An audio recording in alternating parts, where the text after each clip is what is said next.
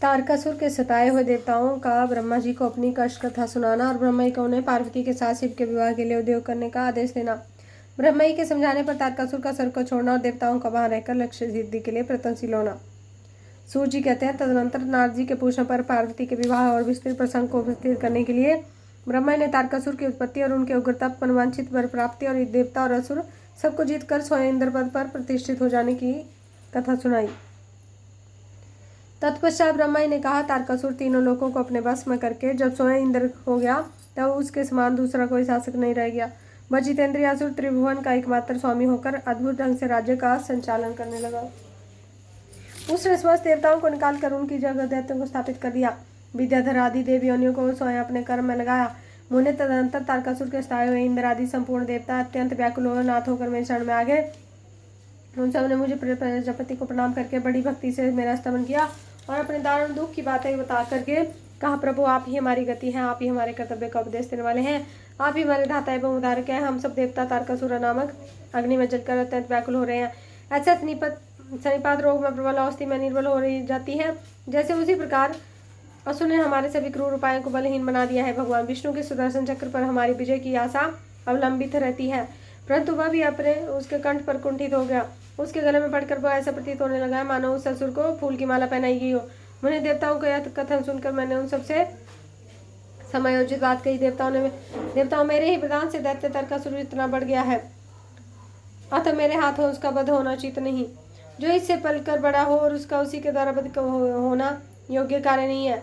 विष के वृक्ष को यदि स्वयं सींच कर बड़ा की जाए तो उसे काटना स्वयं अनुचित माना गया है। तुम लोगों का सारा कार्य करने के लिए भगवान शंकर हैं, किंतु वे तुम्हारे कहने पर भी स्वयं असुर का सामना नहीं कर सकते। तारक दैत्य स्वयं अपने पाप से नष्ट होगा।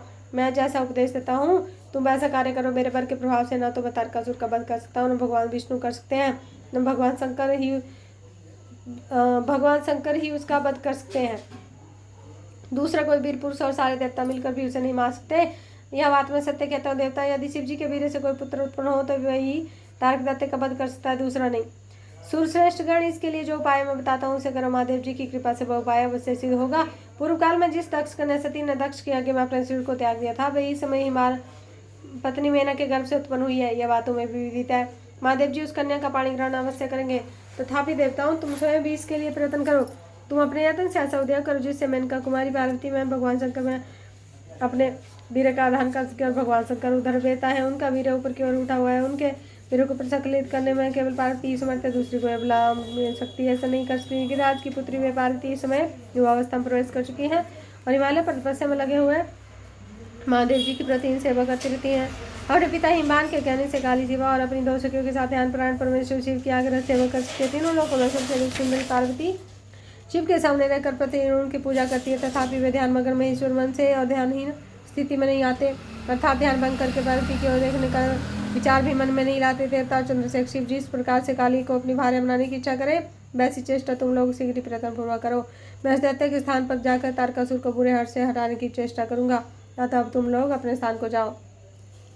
नारद देवताओं से ऐसे कहकर मैं शीघ्र तारकासुर से मिला और बड़े प्रेम से बुलाकर मैंने उससे इस प्रकार कहा, तारक यह स्वर्ग हमारे तेज का सार तत्व है, परंतु तुम यहाँ के राज्य का पालन कर रहे हो, इसके लिए तुमने उत्तम तपस्या की थी, उससे अधिक चाहने लगे हो। मैंने तुम्हें इससे छोटा ही वर दिया था, स्वर्ग का राज्य कदापि नहीं दिया था, इसलिए तुम स्वर्ग को छोड़कर पृथ्वी पर राज्य करो। असुरश्रेष्ठ देवताओं के योग्य जितने भी कार्य हैं वे सब तुम्हें वही सुलभ होंगे, इसमें अन्यथा विचार करने की आवश्यकता नहीं है। ऐसा कहकर उस असुर को समझाने के लिए मैं शिव का स्मरण करके वहां से अदृश्य हो गया। तारकासुर भी स्वर्ग को छोड़कर पृथ्वी पर आ गया और शोणितपुर में रहकर राज्य करने लगा। फिर सब देवता भी मेरी आवाज सुनकर मुझे प्रणाम करके इंद्र के साथ प्रसन्नतापूर्वक बड़ी सावधानी के साथ इंद्रलोक में गए। बाजा कर परस्पर मिलकर आपस में सलाह करके वे सब देवता इंद्र से प्रेम पूर्वक बोले, भगवान शिव की सेवा में जैसे ही काम मूलक रुचि हो वैसा ब्रह्मा जी का बताया और सारा प्रयत्न हमें करना चाहिए, आपको करना चाहिए। इस प्रकार देवराज इंद्र से संपूर्ण वृत्तांत का निवेदन करके वे देवता प्रसन्नतापूर्वक सब अपने अपने स्थान को चले गए। बोले, भोलानाथ की जय, पार्वती मैया जी की जाओ। इंद्र द्वारा काम का स्मरण करके उसके द्वारा उनके साथ बातचीत और उनके कहने से काम को शिव काम होने के लिए प्रस्थान। ब्रह्मा जी कहते हैं, नारद देवताओं के चले जाने पर दुरात्मा तारक ने दैत्यों से पीड़ित हुए इंद्र ने कामदेव का स्मरण किया। कामदेव तत्काल वहां पहुंचा। तब इंद्र के साथ मित्रता का धर्म बताते हुए काम ने कहा, मित्र काल बसात मुझ पर असाध्य दुख आ पड़ा है, उसे तुम्हारे बिना कोई भी दूर नहीं कर सकता। दाता की परीक्षा दुर्भिक्ष में, सूरवीर की परीक्षा रणभूमि में, मित्र की परीक्षा आपत्ति काल में, स्त्रियों की परीक्षा कुल के परीक्षा पति के असमर्थ हो जाने पर होती है। तात संकट पड़ने पर विनय की परीक्षा होती है। प्रोक्ष में सत्य एवं उत्तम स्नेह की अन्यथा नहीं। यह मैंने सच्ची बात कही है। मित्र पर इस समय मुझ पर जो विपत्ति आई है उसका निर्माण करके दूसरे किसी से नहीं हो सकता। तो आज तुम्हारी परीक्षा हो जाएगी। यह कार्य केवल मेरा ही और मुझे सुख देने वाला है, ऐसी बात नहीं। अब तो यह समस्त देवता आदि का कार्य है, इसमें संशय नहीं है। इंद्र की आवाज सुनकर कामदेव मुस्कुराया, पूर्ण गंभीर वाणी में बोला। कामदेव ने कहा, देवराज आप ऐसी बात क्यों कह रहे हैं? मैं आपको उत्तर नहीं दे रहा हूँ, आवश्यक निवेदन मात्र कर रहा हूँ। लोक में कौन उपकारी मित्र है और कौन बनावटी, यह सब देखने की वस्तु है, कहने की नहीं। जो संकट के समय बहुत बातें करता है वह कुछ क्या करेगा। तथापि महाराज प्रभु मैं कुछ कहता हूँ, उनसे सुनिए। जो आपके इंद्रपद को जीने के लिए दारुण तपस्या कर रहा है, वह आपके उस शत्रु को मैं सर्वथा तपस्या से भ्रष्ट कर दूंगा। जो काम जिससे पूरा हो सके बुद्धिमान पुरुष उसे इसी काम में लगाए। मेरे योग्य जो कार्य है बस अब आप मेरे जिम्मे कीजिए। ब्रह्मा जी कहते हैं, कामदेव का यह कथन सुनकर इंद्र बड़े प्रसन्न हुए। बेकामियों को सुख देने वाले काम को प्रणाम करके उसे इस प्रकार बोले। इंद्र ने कहा, आत्मानुभव, मैंने अपने मन से जिस कार्य को पूर्ण करने का उद्देश्य रखा उसे सिद्ध करने में केवल तुम ही समर्थ हो। दूसरे किसी से उस कार्य का संभव होना संभव नहीं है। मित्र बन मनोभाव काम जिसके लिए आज तुम्हारे सहयोग की आवश्यकता है उसे ठीक ठीक बता रहा हूँ। सुनो, तारक नाम से प्रसिद्ध जो महा देते हैं वह ब्रह्मा का अद्भुत वर पाकर अजय हो गया है, सभी को दुख दे रहा है। वह सारे संसार को पीड़ा दे रहा है, उसके द्वारा बारंबार धर्म का नाश हुआ है, उसे सब देवता और संपूर्ण ऋषि दुखी हो गए हैं।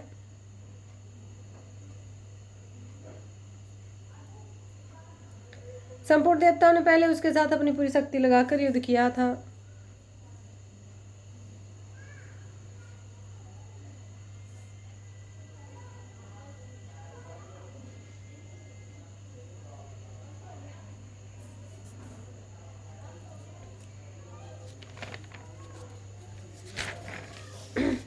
परंतु उसके ऊपर सबके अस्त्र निष्फल हो गए। जल के स्वामी वरुण का पास भी टूट गया। श्री हरि का सुदर्शन चक्र भी वहां सफल नहीं हुआ।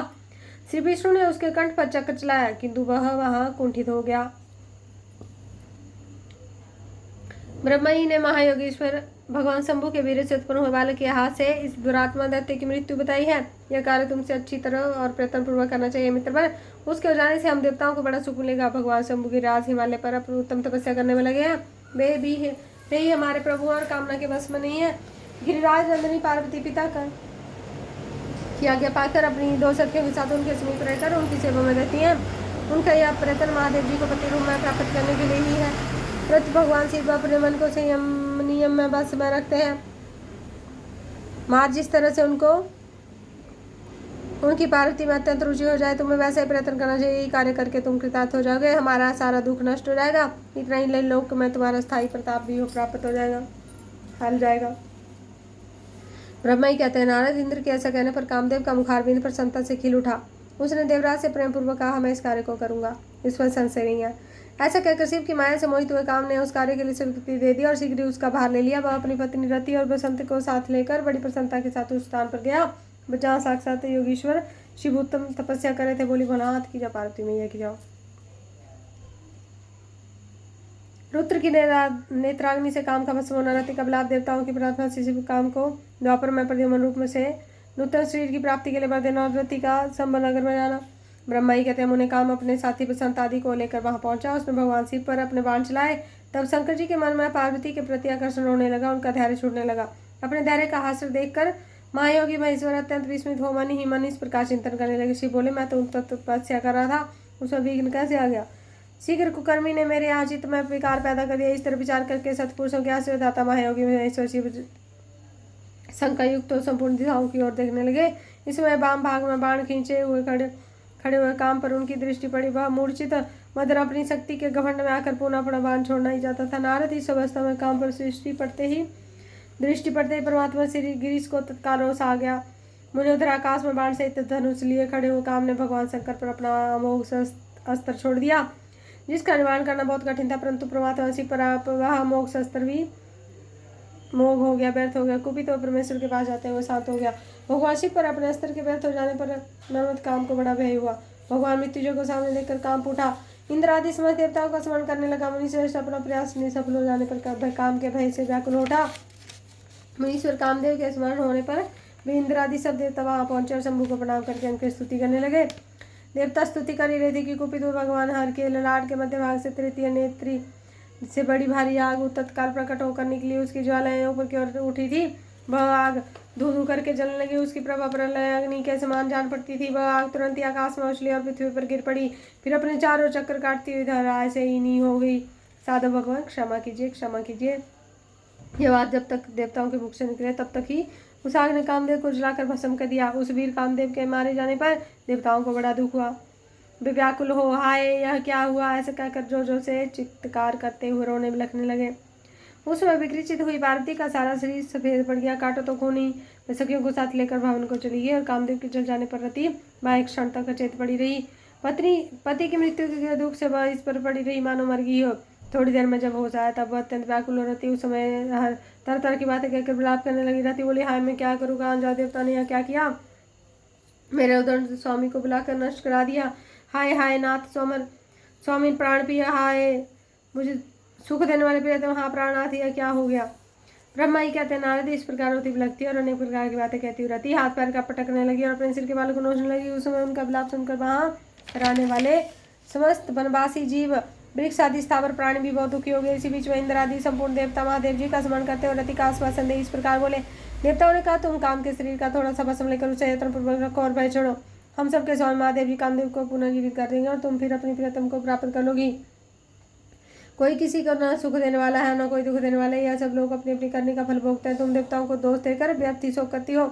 इस प्रकार रति को आश्वासन देकर देवता भगवान शिव के पास गए और उन्हें भक्तिभाव से प्रसन्न करके यूँ बोले। देवताओं ने कहा भगवान शरणागत वत्सल ईश्वर आप कृपा करके हमारे शुभ वचन को सुनिए। शंकर आप कामदेव की करतूत पर भली भांति प्रसन्नता पूर्वक विचार कीजिए। महेश्वर काम ने जो इस कार्य किया है इसमें कोई बड़ा स्वार्थ नहीं था।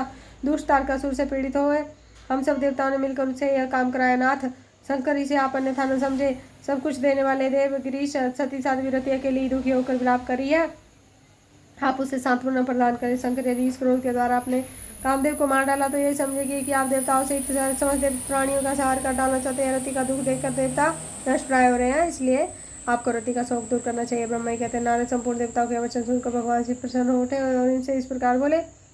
शिव ने कहा देवता और ऋषियों तुम सब पर आदर पूर्वक मेरी बात सुनो। मेरे क्रोध से जो कुछ हुआ है वह तो अन्यथा नहीं हो सकता। तथापि रति का शक्तिशाली पति कामदेव तभी तक अनंग श्री रहित रहेगा जब तक रुक्मणी पति श्री कृष्ण का धरती पर अवतार नहीं हो जाता। बोले भोलानाथ की जाओ, पार्वती मैया की जाओ। जब श्री कृष्ण द्वारका में रहकर पुत्रों को उत्पन्न करेंगे तब वे रुक्मणी के गर्भ से काम को भी जन्म देंगे। उस काम का ही नाम उस समय प्रद्युम्न होगा, इसमें संशय नहीं है। उस पुत्र के जन्म होते ही सम्रासुर उसे हर लेगा और हरण के पश्चात शिरोमणि सम्भ्रुत शिशु को समुद्र में डाल देगा। फिर वह मूढ़ से मरा हुआ समझकर अपने नगर को लौट जाएगा। रहते उस समय तक तुम्हें सम्रासुर के नगर में सुखपूर्वक निवास करना है। वहीं तुम्हें अपने पति प्रद्युम्न की प्राप्ति होगी। वहां तुमसे मिलकर काम युद्ध में सम्रासुर का वध करेगा और सुखी होगा। देवताओं प्रद्युम्न नामधारी काम अपनी कामिनी रति को और सम्रासुर के धन को लेकर उसके साथ पूर्ण नगर में जाएगा और मेरा एक कथन सर्वथा सत्य होगा। बोली भोलानाथ की जब, पार्वती मैया जी की जब।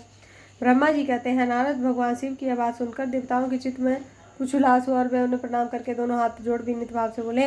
देवताओं ने कहा देव देव महादेव करुणा सागर प्रभु आप अपने कामदेव को शीघ्र जीवन दान दें और रति के प्राणों की रक्षा करें। देवताओं की बात सुनकर सबके स्वामी करुणा सागर परमेश्वर शिव पूर्ण प्रसन्न होकर बोले। देवताओं में बहुत प्रसन्न हूँ, मैं काम को सबके हृदय में जीवित कर दूंगा। बस सदा मेरा गण होकर विहार करेगा। अब अपने स्थान को जाओ और तुम्हारे दुख का सर्वथा नाश करूंगा। ऐसे कहकर रुद्रदेव उस समय स्तुति करने वाले देवताओं के देखते देखते अंतर ध्यान हो गए। देवताओं का विस्मय दूर हो गया और वे सबके साथ प्रसन्न हो गए। मुने तदंतर रुद्र की बात पर भरोसा करके स्थिर रहने वाले देवता रति को उनका कथन सुनाकर आश्वासन दे अपने अपने स्थान को चले गए। मुनीश्वर काम पत्नी रति शिव के बताए हुए संबर नगर को चली गई और रुद्रदेव ने जो समय बताया था उसकी प्रतीक्षा करने लगी। बोल बोला थे कि जय पार्वती मैया।